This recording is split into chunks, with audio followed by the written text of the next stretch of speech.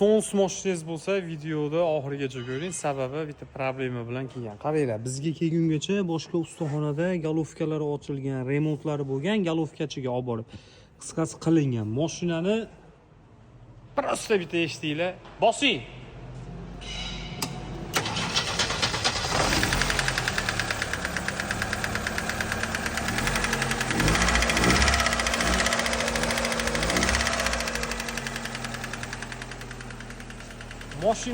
Mashinada nima problema bo'lyapti? Mashinada kompressor past bo'lgan, ustaxonaga olib borgan, galovka ko'targan, galovkalarini remont qildirishgan.